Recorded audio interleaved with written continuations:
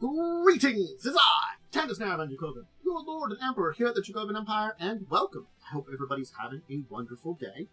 We're going to be diving once again into the world of Pathfinder, Golarion world, as we continue my tour through various countries, locations, lore, all that kind of stuff about Golarion, the Pathfinder world. I love talking about Pathfinder world. Today, we're going to be introducing one of the city-states in Varisia. In a previous video/stream, I did talk about Varisia, and I mentioned there were a number of city-states there. I kind of left them at we're going to be talking about Magnimar today. So if you're joining me, of course, live on Twitch, a follow would be nice. If you're joining me on YouTube, hey, subscription, liking the video, ringing the bell. And the question for both people on either end is, also check out the other side, if you're on either side, is, hey, have you been to Magnimar today? If you've played Rise of the Rune Lords, you definitely have. I'm just saying, that's where Sandpoint's part of it. We're going to be talking about Sandpoint a little bit here, which is the setting for the first major adventure path in Pathfinder. So, Magnimar is a very important city in that way, and its surrounding principalities, stuff that's under its influence, so it's going to be very important to talk about. But, anyway, let's dive into it. And the place I love to start with every time, well, I know about love, but the thing is, as I always talk about, I use the Pathfinder Wikipedia as a nice outline and combine that with information from a number of book sources. But I still don't give you every little bit of detail. If you want to get even more details, dive deeper into your own bits of research, of course, I recommend starting with the wiki page, but then checking out a number of books. And here's the books that I can recommend for you today to deep dive if you want to do some extra research beyond where I am. Also, the sources dealing with here. The campaign settings from Pathfinder Chronicles, another first edition book, older, where it's kind of first introducing stuff. Of course, the Skinshaw Murders. Now, you can use the Rise of the Rune Lords Anniversary book. This is where it first came from. This was the first book to introduce Magnimar. They also did some Magnimar-related stuff in some of the other books. But this is the second adventure in the adventure path of Rise of the Rune Lords. Yep, it's the one that introduced you to Magnimar and gave you information on it. Of course, if you're talking about second edition, the Lost Omens World Guide is a great place to talk about it. But going back to first edition, we do have still Magnimar, City of Monuments, and that's about it. And that's going to be up in the corner there. It's a great place for that one, but yeah. So Magnimar, as I mentioned, it's one of the major city-states in southern Varisia. It's in the shadows of an awe-inspiring ruins of ancient Thassalon, a crumbling Cyclopsian bridge called the Earspan. So that's the nature, this giant ancient bridge that once spanned things, it's crumbling away. That's the marker of the city. It's known as the City of Monuments, the City of Secrets. It's a large city. Its population's a little bit more than 16,000, majority of which are humans. It is an autocracy with a Lord Mayor. Those are kind of the basics, introductions, and this here that I'm showing off to you is the flag of Magnimar. It's aligning itself up in the corner there for whatever reason, but hey, here's their flag. It's got a very nice flag, this one. And there's a good shot of Magnimar. As you can see, the giant ruined bridge in the center of it there that kind of marks the city. And with this, we should talk about the history of Magnimar, because that's an important kind of thing. So, it is a very new city, actually, in the standards of the Inner Sea. It was only founded by, basically, disillusioned Korvosan settlers in 4584. That's pretty close to modern day when you talk about, the timeline overall. That's very close to the current year by far. So, certainly, yeah, we have reached the new age, the Age of Lost Omens, and so it is a different age now, but actually the Age of Enthronement was 2 ages ago, technically, but we are in 4723 now in the current timeline, so from 4584 to 4723, even with another age in the middle there, and this was the back end of the Age of Enthronement.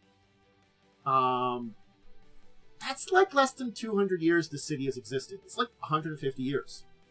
So the population has increased greatly in the opening years of the Age of Lost Omens. Thousands of Korvosans immigrated there during the around 4608.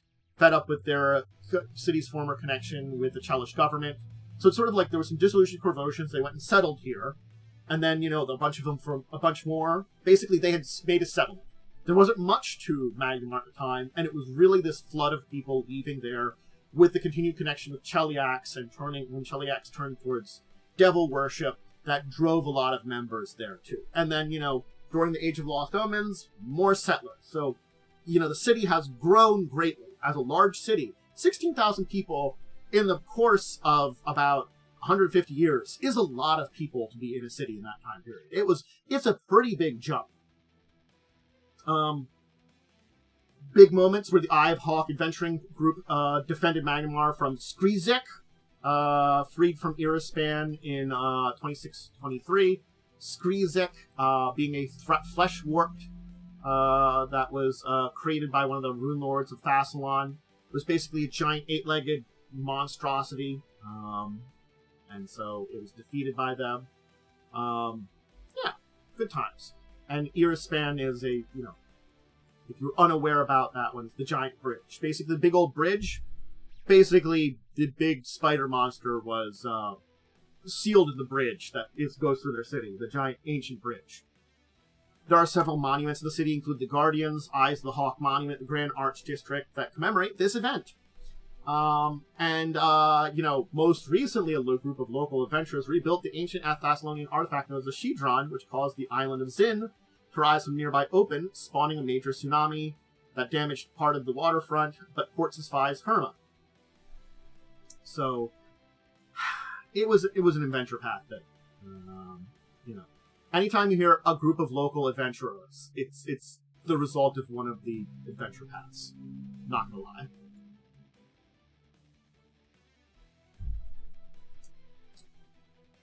And I think this one was part of the Shattered Star adventure path, the Shards of Sin, that this entire thing happened. So it was the Shattered Star adventure path, I believe, where that occurred. Just to keep you in mind of some of the history. All right, let's talk about the geography of the area of the city itself. And then we'll talk about the the geography around the area, the geography of the city, and then we'll talk about the holdings of Magnimar. Talk with the city itself. There's a nice picture of Magnimar. So, as I said, southwestern coast of Varisia. It's where the Dondabakari River empties into the Varisian Gulf. It's surrounded by mostly inhospitable mush fens. So the mush fens being basically swampland in this area. They're mostly inhospitable, black dragons, goblins, ancient ruins, all kinds of terrible things there. Not great. Mush friends are not pleasant. But they aren't really technically part of they're part of Varisia more than anything. The city itself is defined by the two colossal landmarks which predate the modern civilization on the Thessalonian Age. The Irispan being the ancient Thessalonian ruin, the giant bridge, which I showed a picture of. It stretches from Magmar's other most notable feature, a 300-foot tall cliff that cuts the city in two, known as the Sea Cleft. So you can see that on the map, the big old cliff there too. It's basically the limestone ridge, which just divides things in two in the city. And you can see the ancient ruins and bridge too that comes from there, where it was spanned to somewhere. Anyway, these natural monuments provide semi-natural dividers to the city's three major districts. There's the summit, which is atop the cliff, the shore, which is below, and the shadow, which is under the Irispan. And the residents of the city themselves recognize 9 districts within Magnimar. 3 in the summit, 5 in the shore, and the shadow itself has its own district. Whew, sorry. So we talk about the summit. It's the wealthiest communities in Magnimar. It's atop the sea cleft. The city centers of government, education, and arts are up here. It contains 3 districts: the Alabaster District, the Capital District, and the Naus. the Alabaster District. And it's got some other stuff there, too, technically, that we can kind of define there. We'll define these three major districts and talk about the minor districts here. So the Alabaster District was once called Stylobate. It's where the richest, most elite of the city are. It's got marble walls that kind of define things. Avenues marked with well-gilded stairs and things like that. It's very cut off from around the rest of the district. Its most prominent feature is Fort Indros, which looks over the Varisian Gulf. English. The Marble District is the second in prestige. Townhouses, villas, manors of local noblemen are here. It's atop the Fogwall Cliffs. And a lot of prestigious members of the city here. Not necessarily religious, but prestigious. Again, it's only more... The only more prestigious location is, of course, the Alabaster District, where the very richest of rich live. They're well off here. It has, that's a big thing about it. It does have some of the most famous buildings and the largest buildings in the entire city, a huge arena known as Serpent's Run. The Naus is the Money District, and is home to more established nobles that deal with, finances. It's the best main part of the city. It lies in the wealthiest area of the summit, around an area known as the Avenue of Hours. English, please speak for yourself. This is the New Money District, because the old that's the old nobility would call it. Lovers of culture and art flock to playhouses here, concert halls, art houses.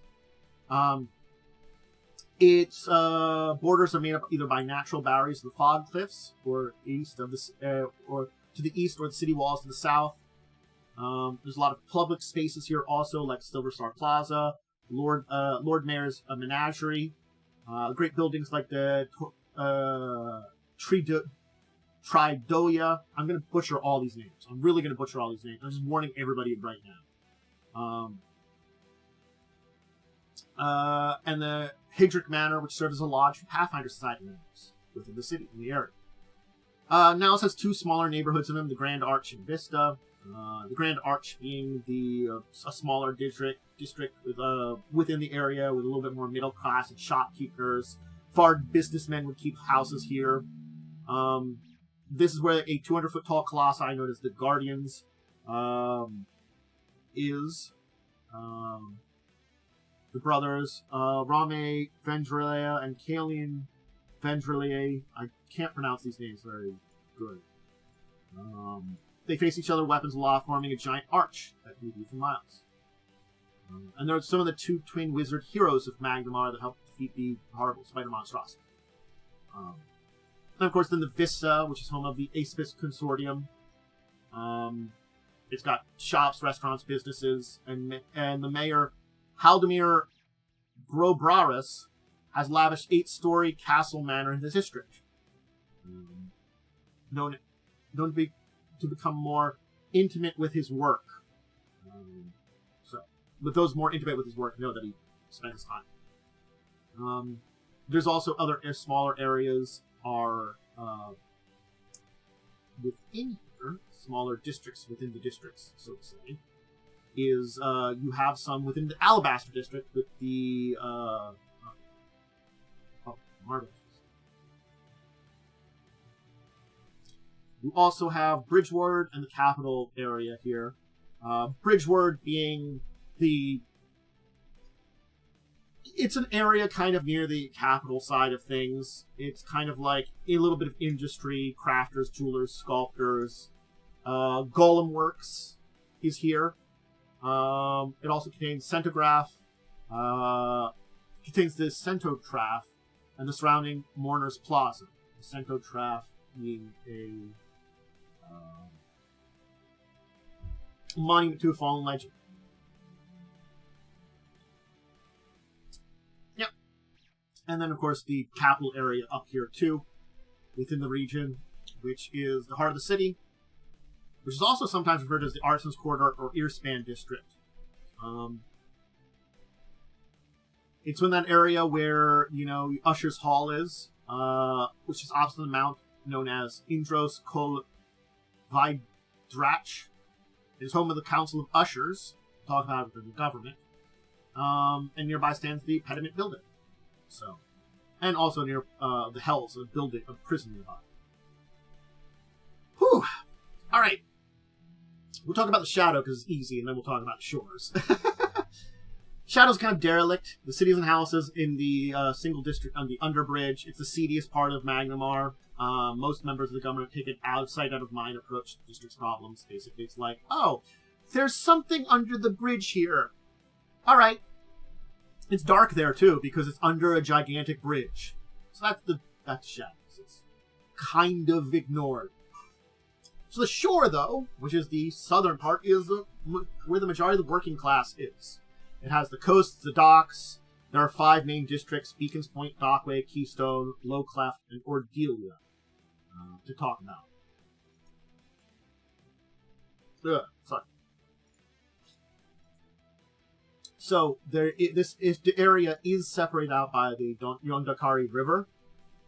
So it extends to the base of the Sea Cleft, to Kyver's Inlet, and the western districts of Ordelia across the Yondakai River. So Beacon's Point forms one of the side of Outcast Cove, a harbor that takes the heart of the nautical trade. It's sometimes called the Shipyard or Workers' District. It's got the poorest neighborhoods, Rags End, in here. It's loud, vivacious. It deals with sea folk. There's a lot of dock families that work here, sailors, ocean goers, warehouses, things to deal with shipping and businesses. There is a statue-studded lighthouse, the Wormwatch, here, that was built in the very spot where the Idician Indros vanquished the Virdvanch. Or obviously the wizard vanquished it, the sea dragon here. That's another story, Indros was a paladin of Eredin, killed the sea serpent there. They built a lighthouse there. We'll just point out Rags End a little bit. It's poor. It's kind of veteran. It's within Beacon's Point. It's, far away from the City of Monuments as it is. It's alleys, slums, home to homeless, addicts, cripples, vagrants. A lot of people beg. There's like temporary work. There's some charity churches of Iomade and Arastal. A lot of the slum is owned by much loathed Varisian slumlord named Raza Mary Jarako, who's a Skarzani, and his gang, the Gallo, works there as hired messengers. If you remember my Varisian thing, there's a subset of Varisians, the Skarzani, who are basically the criminal aspect of their ethnicity and give the rest of them a bad name. Guess what? There's one running Rags End here. Gives people a bad name. The Dockway, another part of course, the shore. It is the heart of the maritime activities. While there still is some maritime activities within Beacon's Point, here's the heart of it. It's also referred to the Eagles Quarter, the trade district. It never sleeps. There's a constant flow of trading fishes, local fishing vessels. So like the other one has the shipyards, this one has the main docks and stuff. You'd probably take your stuff to the warehouses over in the Beacon's Point, but here's business. Much of the city is home. This part of the city is home to much of the business in the entire area. So a lot of sea folk earn their living here. A few blocks inland from the salt-soaked dock front, there's a host of more comfortable inns and taverns that cater to exotic tastes of foreign visitors. Most famous sanctuary is the Fang, a cheap dockside inn run by old Ma'am Grottle, who's a no-nonsense prior.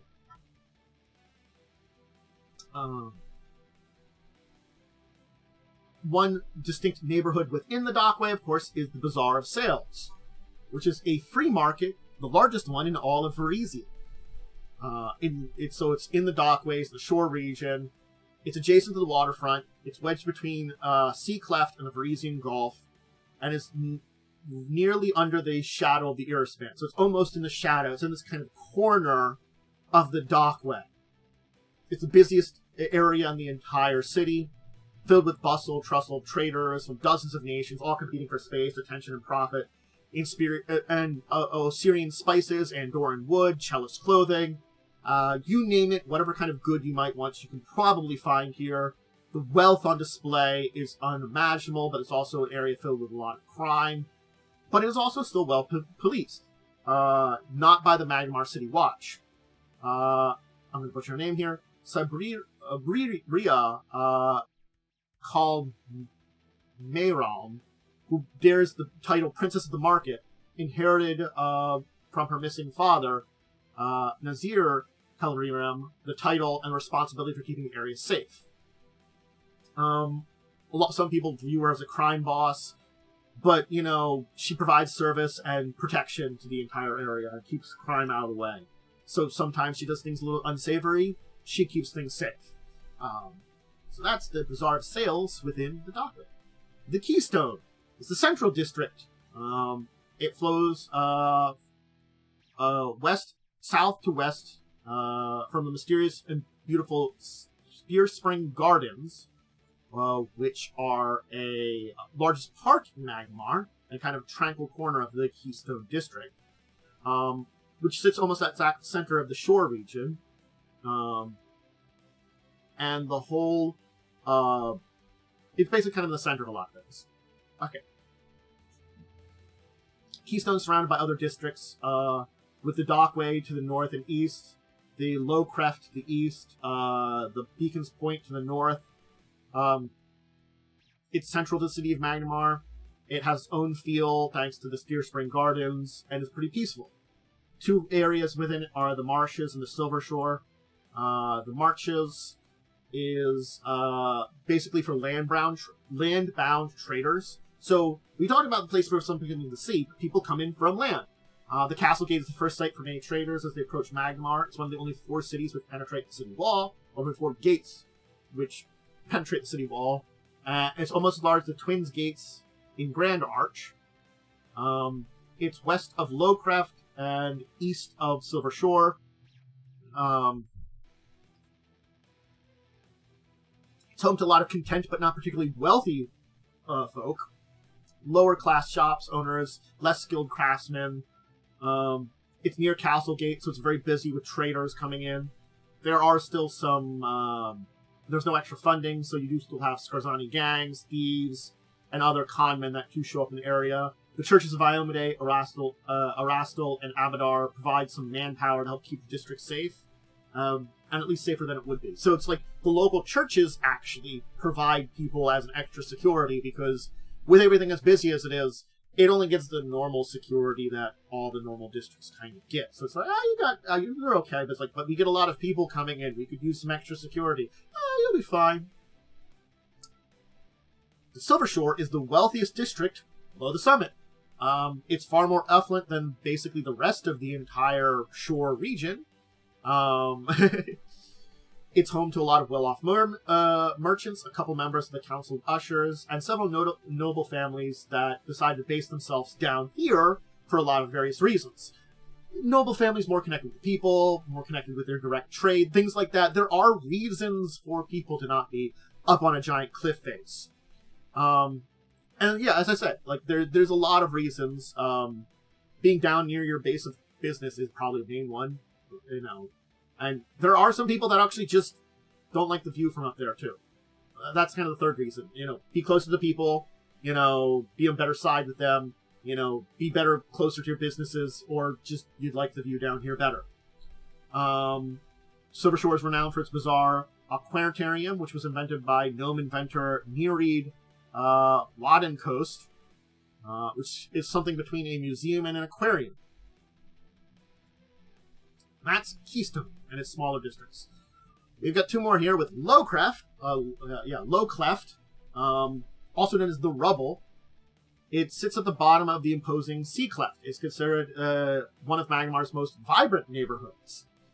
The Low Cleft is bordered by the Sea Cleft to the east, while to its west lies the districts of Keystone. It lies north of Dockway, south of the city walls. It's home to avant-garde artists, performers of all sorts, small theaters, tap rooms, hookah bars, dance halls, brothels. If you want a kind of performance here, even ones that are too innovative, shocking for the more famous Treaty of Theater, you can probably find it here. There are still some connections between Tridia and the low-craft performers. Certainly, if you're a performer down here and you gain enough fame, you can probably go up to the big league theaters. But weird, interesting shows, art of all kinds, happens in low-cleft. One of their most infamous night spots is the Gilded Cage, which is run by an ex-Tridia Inhabitants, Jalen Mordov. And just because I don't think I mentioned it, Tridia is basically the largest playhouse and concert hall in all of Magnimar, maybe all in Western Varisia. It's the Mouse District. I might have mentioned it. That's our good friend, the Low Cleft. And finally, we talk about Ordelia, the last of the districts here. So this is an area separated by the river. The Dakpari River separates Ordelia from the rest of Magnimar. It's the small area across the river. It considers itself a little bit separated from the rest of the city. It's teamed the Foreign District or the Mush, depending on the kindness of the person that's talking about it. It's the... and also, like, just note on the map here, just so you keep an idea here. North is this way on the map. So when I'm talking about directions, north is going this way. You just keep that in mind. This is on the northern coast of the western area here. So just the maps turn the map on its side. This was just in a way. So that's why I've been talking about, east and west a lot more. This is the westernmost part of the city because it's across the river. It's connected to the rest of the city by a bridge to Kyber's Islet, which is connected by a bridge to Silver Shore. It serves as a hotbed of dissonant political ideas, and the people of the district view themselves as the freedom of spirit that led Achillean Indros to originally found Magnimar. Indros being that person that, found the ruins, kind of defeated the serpent, hounded here. Was one of the founders of this place here, with that original group of settlers. Going back to history a little bit. They're proud of the community. They have an organized militia and other services, viewing themselves almost separately from the rest of the city. The beating heart of the community is the Rose and Rake Theater, renowned for its satirical and those scathing plays of local political theaters. If you are seeking potions, alchemical products, you are regularly directed to Bilvin's Benevolent Bombs and Yulfin Elixirs. I probably butchered a lot of that one there. And there are plenty that do doubt the reliability of his wares. It's the place to go to find stuff very easily. And Kyber's Islet is a ward of Ordelia, so it's technically part of that when we talk about it. But those are the districts and the geography of there. We do have one more thing to talk about before we move on from the local region here, and that we're going to use this map here, and that's the holdings. Because you can kind of see here that where Magnimar is on the map here. I'm using my mouse here. But there are a number of places here which are technically holdings of Magnimar. Because Magnimar has begun to expand its sphere of influence, it encompasses a number of nearby settlements and communities. These are healthier than those of Magnimar's rival Corvosa when it comes to satellite communities. Basically, Magnimar is at the heart of it as a city-state, but it is in the process of perhaps forming a country. It might take a few hundred years, but this kind of satellite of communities connecting with it is the beginnings of, a country. And we'll talk about each of them. I believe the largest would be Sandpoint, but there is a bunch of them here. Goldoria is a small town in central Varisia. It's on the western shore of Ember Lake. It's generally dependent on Magnimar. It trades with grain and lumber across the lake to the Lambrak River. Its true flame, though, is it's got an arcane college, the Twilight Academy, which is founded in 4629. It rivals a lot of the largest colleges in Varisia. From the Stone of the Seers in Magnimar, or the Academia in Corvosa. It was founded to avoid political pressure and intrigues of those two cities. So it does also have a reputation of undertaking experiments and unconventional practices. And, the locals turn their eye because a lot of money goes from the academy to them to be like, oh, we need a new road built, or we need these new walls built, or we need an aqueduct built. Oh, hey, thanks, college that lives here. What was this? There's a horrible half-man, half-bear, half-camel creature that you've created? How is it 3 halves? I don't want to know. Oh, hey, we got a new aqueduct. And the Harrod Society uses the Twilight Academy as a kind of front for concentrating their mysterious, on the mysteries held in Harrow cards. Nybor, which was founded in 4641, is a small town within there. It's one of the more racially accepting settlements in Varisia, and ranks highest among the list of all in Golarion. It's on the southern shore of Embers Lake, bordering the Santos Forest. It's a farming community, which, basically, they promote inner ancestry marriages here. It's promoted, not just tolerated. It's a haven for those who have found themselves in precarious situations with illicit pregnancies or affairs that, you might find difficult in other regions of the world. And because they're named the Santos Forest, it also has a gnome population here, too. So, if you're a illicit child, or a person that's been in a illicit relationship with another ancestry that might be found to be bad in your area, move to Nybor. It's a small farming village, you're out of the way from everything, and certainly your illicit activities are well accepted, and your whatever form they take, children between your 2 ancestries are also very accepted. Move to Nybor. Anyway, a little bit bigger to talk about, well, a little bit more to talk about, is Ravenmoor. It's a normal settlement, quaint, isolated on the Lamback River. It does have a secret that the residents do keep. During the day, trade takes place like any frontier village. Citizens are open and trusting. At night, travelers will find that they're unable to find any room or any of the inns. And the pious residents are more secretive about their religious belief. So the true religion there is kind of strange. It's got like secret syndicate going on there. It was technically annexed by Magnimar in 4693, so it's technically under Magnimar. It's halfway between Ember Lake and the Storval Plateau in central Varisia. Yeah. They're a little xenophobic, happy to trade during the day. They do trade with the Shawanti Hawk clan a lot.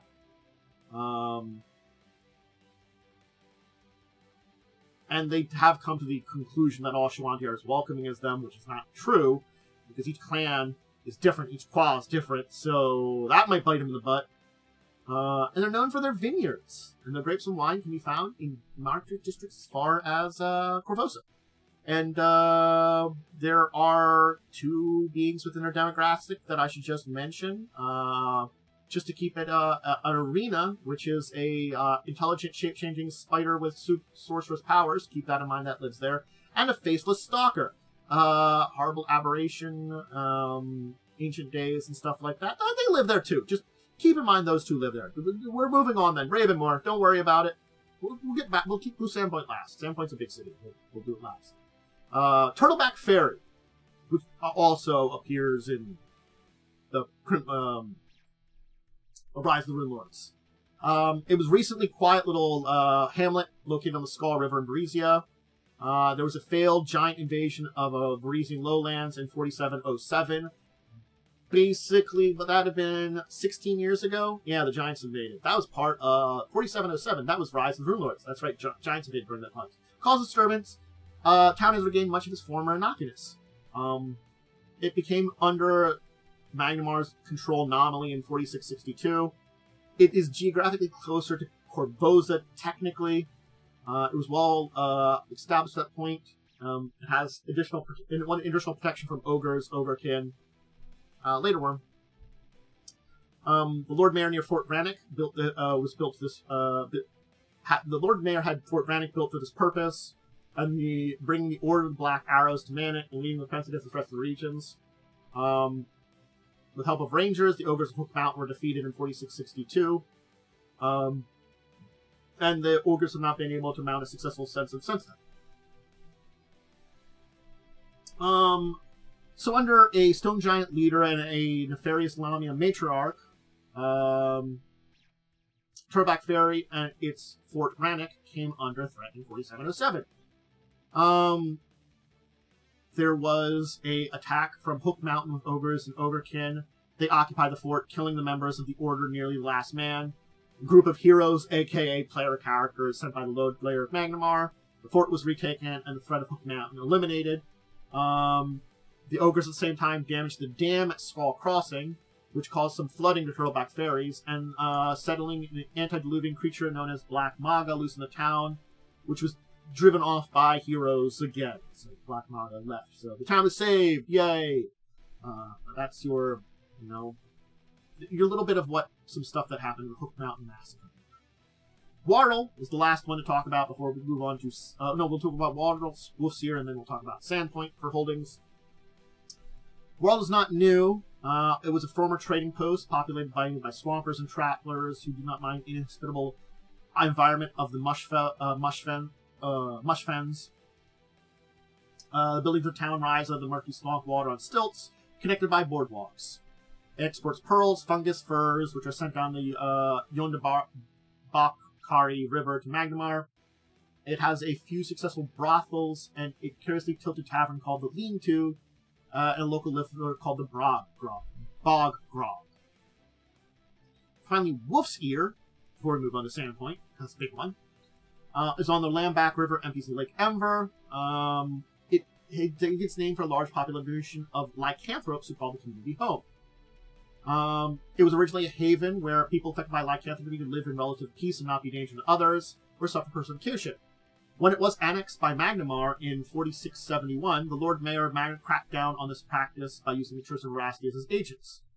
The citizens did not roll over and take it, though, in bloody conflict ensued. At the end, the lycanthropes were either killed or run out of town, or driven into hiding. Even today, the rumors of strange behavior in town citizens are still common, but the Magnimar government is quickly brushing away the claims of werewolf population under the rug. There still is. The largest population there are still werewolves. They keep their presence secret to outsiders by far. They prefer to subtle undermine the authority of Magnimar as long as the territory and authority in the vicinity isn't threatened. They don't want the Lord Mayor to encroach on them. There has been a rebellious pack of werewolves led by a young woman named Ruxandra Katranjiv, calling for more overt opposition to Magnimar, suggesting that all 9 lycanthropes should be exiled from the town. But so far, her and her group have only had a small majority of the population share. So that's been stable. Finally, we talk about Sandpoint, known as the Light of the Lost Coast. It's a small town on western Varisia. It's under Magnimar's influence to the south. It's the only place of note along the Lost Coast. Been growing considerably the last few years as Varisia's 6th largest settlement, even with 1,240 people. That goes to tell you how many large settlements there are in Varisia. There's a lot of small settlements, but not very many big people, being a little bit over 1,000 people, being the 6th largest. Still feels like a sleepy fishing town. It's very famous for some of its arts, a particular theater, and a high-quality glass blowing place. The rest of the natural clove along a cliff-line Lost Coast region of Varisia, the region Gulf. It's a medium-sized town. The ruined lighthouse, stretches above the coastal bluff, is part of ancient Thassalon. So, yes. I could go into some history here, but I'm going to just say here, this is Rise of the Rune Lords, the city you started. So if you want to do Rise of the Rune Lords, you will be dealing with Sandpoint a lot. It's a new settlement. It's had a lot of recent history going on. The late unpleasantness of 4702. The giant and goblin attacks of 4707.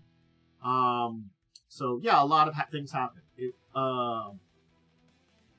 It was founded in 4666. So when I say a new town, 4666 to 4707 is like 41 years before things kind of happen. 41 years. Yeah, the late unpleasantness, first, was a series of events that occurred in the winter of 4702. That also kind of led 5 years into it. There was a string of murders known by the Chopper, a great fire which destroyed an iconic chapel, some buildings. Sandpoint Cathedral has been built, and the people of Sandpoint are optimistic about the future, and of course in recent future, it had played a pivotal region in recent origin, with, count them, not 1, not 2, but 3 legendary bands of heroes, aka 3 adventure paths, point their origins and connections to Sandpoint. 3. The first of those, Rise of the Rune Lords, successfully vanquished Rune Lord Karzog. The second, which includes Ostog the Unslain, embarked on an adventurous journey to far-off Osirian before parting ways through individual quests in the Inner Sea region. The third group undertook a remarkable mission to escort local barkeep Miko Kajitsu across the crown of the world and aided her in reclaiming her rightful position as Empress of Minkai. Basically, this local barkeep was Empress of a far-off country, and we got her there. Ha! There's the mayor here. Even though it's a holdings of Magnimar, it's largely independent in a lot of ways because it doesn't do a lot to resist its connections to there. The mayor does its own when they're called for, and there's a lot of giants, goblin giant phases, other setbacks. Things happen there. That's Sandpoint. Woo! All right, let's talk government of Korvosa. Let's talk. Or not government, Magnimar. And this madam here is the current Lord Mayor, Sabria Kalmara. So, here's the Lord Mayor for you. So, there's 2 official political bodies that rule Magnimar. The Council of Ushers and the Office of the Lord Mayor. It's a 2-tiered service that was established the city's founder to assure no single person ever had too much control. Despite this idealism of the city's founders, over the last century, both offices have become more power-hungry and less effective at representing the needs of the city-state citizens. So let's talk about each of these 2 in whole, and then we'll talk about some other groups here. The Council of Ushers, one of the 2 ruling bodies, in theory is the most powerful organization, but influence has waned. It's based out of Usher's Hall. It is the legislation of Magnimar and contains 117 members. Many are from noble families who have held seats for generations, back when the time when the council was but 15 members large. Many more seats are now. There are other new noble families that have come in. Dozens are filled with scheming merchants, greedy power seekers, as well as a frustrated number of actually altruistic activists and honest merchants who are all vying for their personal causes. Many of which are entirely self-serving, heard or passed into law. They do meet in the capital district. So yeah, it started as 15 people, it's 117 people. There are some good people there, even if they're a little bit self-serving. They're not necessarily doing anything bad to the country. Just, yeah, the council. Then we have the Office of the Lord Mayor. In theory, restricted by the Council of Ushers, Lord Mayor is the most powerful person in Magnimar. Immense power results in corruptions a lot of time, and many of Magnimar's political powers are determined not by who is right, but who's at least the most persuasive. And who brings the Lord Mayor a lavish, impressive bribe. And while in theory the Lord Mayor must uphold the mandates of the Council of Ushers, the previous Lord Mayor, Haldim Grobraris, frequently ignored them if they were not to his liking. The current mayor is, as I mentioned, with picture here, Sabria, who was elected to the post after Gobra's mysterious death. The previous one basically embodies the worst attributes of a powerful political position. He had the largest residence in the city, Defiant Garden, as his own. He claimed it. He had worn only the most finest, expensive chilaxian fashion. He made a lot of decisions based on the quality of the bribes. He abused the power of office a lot. And it was only his assistant, Valini Christ, who impeached the Lord Mayor, who had to implement the Lord Mayor's decrees, prevented him from doing far more damage to the city by ignoring or altering many of them. So basically, he did a lot of terrible things. His assistant basically was like, yeah, let's just do I'm going to implement these in a way that's less bad, you know.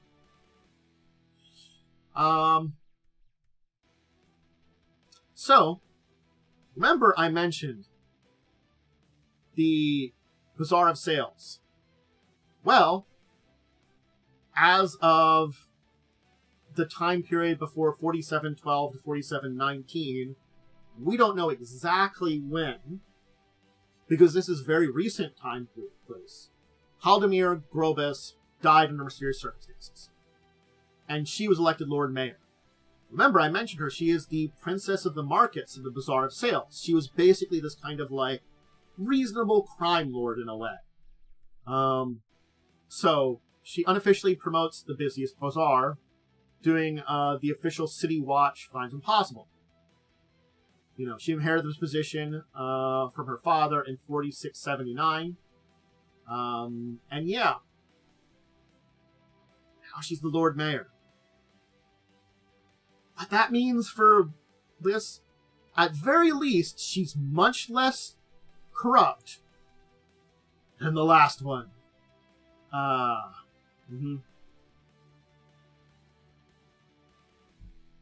Also, technically, she's the leader of the Sahedrin Council, which was formed by Pathfinder Society venture captain Sheila Hydramar to decide what to do with the Thessalonian artifact Sahedrin. So she's a member of the council. She's the leader of it. And that probably... When this happened in 4712, this influence of being the leader of the Sahedrin Council and helping to decide what to do with this powerful Thessalonian artifact, I'm going to be honest, probably resulted in her becoming the Lord Mayor. So, hey, you know, they also might have ousted you. The last group that we can talk about here is the Justice Court. When legal arbitration is needed above and beyond what the city guard themselves can handle, the legal system of Magnimar calls the Justice Court. This body of 13 justices is the highest court in the state, and rules on disagreements as well as the guilt or innocence of those accused of particularly heinous crimes. It meets in the predominant building that serves as the prison for the most hardened criminals. As I mentioned, the most famous prison is the dungeon beneath here called the Hells. I did mention that's what it's called there. I mentioned where it was kind of before. Here we go. Among the 13, one serves as Lord Justice, maintains the order of the court, is currently held by a person named Baal Argentine, the current lead Lord Justice of the Council, and they maintain the laws in the city. And the last thing to mention is some foreign relations. You know, they are often a rival with Korvosa and in open war of coins and words, though not direct battle. You know, so them and Korvosa just don't get along very well. And finally, we'll just do this nice image here of Magnimar at a distance to talk about it. Ethnic Varisians get a lot less precious here in this city than any other city with direct connections to Chilaxians. They do tend to be a little segregated in certain neighborhoods here, but of the inhabitants, which are very human here, one of the major things to say is, yes, Varisians do get a little better here. A lot of, honestly speaking, this city treats people a little better in a lot of ways. Because they are separating themselves out from Cheliax and stuff and trying to be a better place. Compared to Korvosa, Magnimar tends to put few restrictions on trade and traders. It openly engages in the formation of trade guilds. It's generally a place where almost anyone, given good connections and a healthy amount of luck, makes something of them themselves. Because of this attitude, because even though it's much smaller than Korvosa in terms of the population and trade, it will probably outgrow its neighbor very quickly. And there are temples to Kalstre, Desna, Erastil, Iamade, Norgaber, Pharasma, and Serere in the town. Norgaber Some federal lords are worshipped, but non-formal templars. Private meetings revere Ashira, Ashivra, Ragathe, Sin-na-Shakti, Sorilon, and Glimancha. I'm probably butchering a few of those. There you go. There's Magnimar. And Magnimar's an interesting one. I do enjoy kind of diving into this one a little bit, because it is not only a town which is linked to so many adventure paths, but it is a city that is very fast growing. It goes to show you that, you know, in a place, because generally speaking, it's maybe not like the nicest place you can visit, nicest place you can live in, but generally speaking, of a lot of cities and a lot of places, there are much worse places to live. Magnimar is a neutral city. It's growing, it's embraced trade, it's embraced people. Yeah, you know, to get somewhere in the city, you have to have power, money, wealth, all that kind of stuff.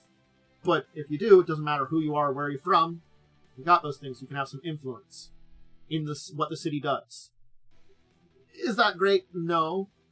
But also, you know, there's so many connections to Old Thassalon, to Great Adventures, all those kind of things here. And Magnimar's connections to places like Sandpoint and other adventures which aren't even connected. So many adventure paths revolve around this region here. This is like the freaking like Swords Coast in Faerun almost. It could be comparable to the amount of times things happen here. But it is a savage, wild region, and a region where a lot of trade, people from all over the world go into, certainly in all these cities. So it has that global connection. You have plenty of adventures starting. Magnimar is an interesting place. And as I said, much more so than Korvosa, I get the feeling that Magnimar has that possibility of growing into an actual country at some point in time. Whether it will or not, well, that's hard to say. It's got huge influence. It has this ability that it might just outshine Korvosa eventually. Korvosa's a large place. It's filled with a lot of people. It's, generally speaking, its population is only slightly less, or slightly more than them right now. But it is another large city and has a lot of this power that Magnimar is rapidly outshining for a place that's been there for so long. Maybe because even all its corruption and hypocrisy and stuff like that, there still is something which represents the people, something that's a little bit more free, something that's not a king, not a ruler, not cheliacs, not any kind of oppressor in there, and they're making their way on their own in this savage wilderness that is Varisia, and in a way, taming this land a little bit more. Maybe you got the mushlands around you, maybe you got some, like, terrible region around you, but they're making do.